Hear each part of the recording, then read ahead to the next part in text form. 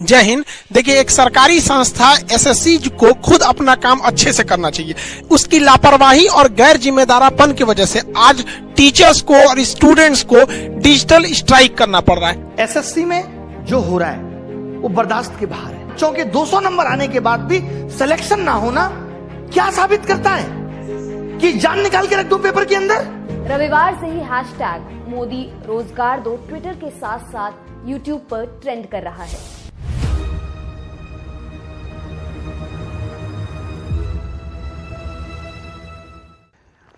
वक्त की नज़ाकत को पहचानिए साहब कि अब वो जमाना नहीं कि एक ही चीज को बार बार समझाया जाए। अब ना वो पेशेंस है ना समझने वाले लोग जो आपके जुमले को आसानी से हाजमोले की तरह पचा सके। मेहनत के धागे को कैसे किस्मत से बांधा जाता है ये बहुत अच्छी तरीके से जानते हैं, पर अगर हमारी किस्मत पर राजनीति होती है तो हमारे मेहनत पर सवाल खड़ा होता है। और अगर हम दुनिया से लड़ने का हौसला रखते हैं तो इसे जीतने का दमखम भी रखते हैं। और हाँ, हमें तब तक कोई हरा नहीं सकता जब तक हम खुद से ना हार जाए, क्योंकि हम हवाओं में नहीं हौसलों पर चलते हैं और हौसले अक्सर हवाओं का रुख मोड़ दिया करते हैं साहब। आदमी मन से मेहनत करे और रिजल्ट ना आए तो बड़ा दुख होता है साहब। और एक आपका आयोग है जिसे डेट सेट रिजल्ट का कुछ अता पता नहीं है। ये कैसा खेल है साहब जहां मंत्री भी आप हैं और शतरंज भी आप ही का है।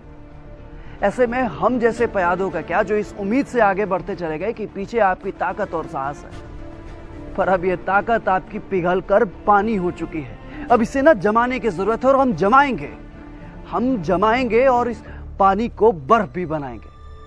किसी ऊंचे झरने से गिरते पानी की चोट का शायद आपको अंदाजा ना हो, पत्थर तोड़ देती है साहब।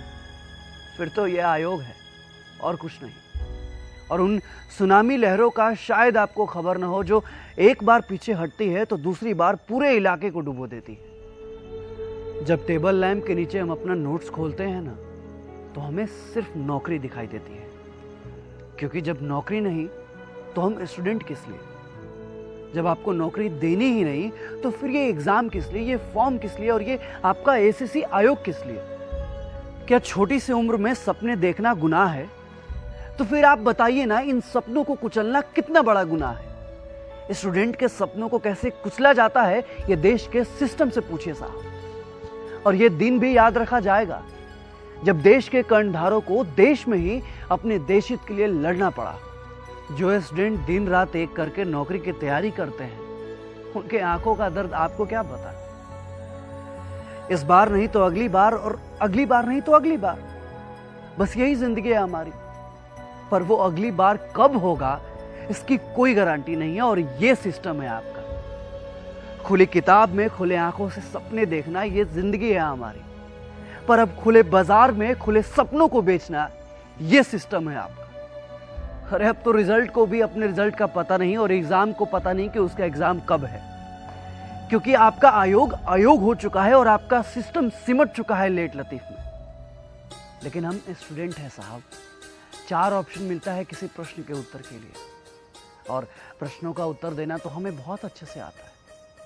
और जब प्रश्न हमारे करियर से जुड़ा हो तो इन सांसों से जुड़े सारे ऑप्शन है हमारे पास। और युवाओं को ना स्टूडेंट ही रहने दीजिए, क्योंकि युवाओं ने सिस्टम बिगाड़ने में देर नहीं लगाई है। अब स्टूडेंट को समझने वाला कोई बचा नहीं है और समझाने वालों की कोई कमी नहीं है। गलती सिस्टम करती है और गलत हम होते हैं। नॉर्मलाइजेशन नाम का टेंशन क्या होता है ये सिर्फ एक स्टूडेंट जानता है। रिश्तेदारों के तानों का जहर पीकर कैसे जिंदा रहना है ये सिर्फ एक स्टूडेंट जानता है। इमोशन को कैसे स्माइल से रिप्लेस करना है ये सिर्फ एक स्टूडेंट जानता है। एक समंदर में कितनी हलचल होती है ये सिर्फ और सिर्फ एक स्टूडेंट जानता है। अब माचिस की तिल्लियों को एक साथ जलना ही होगा। क्रांति ही करना है तो करेंगे, लड़ना है तो लड़ेंगे, जूझेंगे, भिड़ेंगे और उखाड़ के फेंक देंगे ऐसे सिस्टम को जिसने हमारे सपनों को कुचलने की कोशिश की है। अरे हमारे मासूमियत का नफरत देखा ही कहा है आपने। जिद पे आ गए तो बैक का ऑप्शन ही नहीं देते। एग्जिट की तो दूर की बात है। अब इन आंखों में पानी नहीं सिर्फ सपने बचे हैं।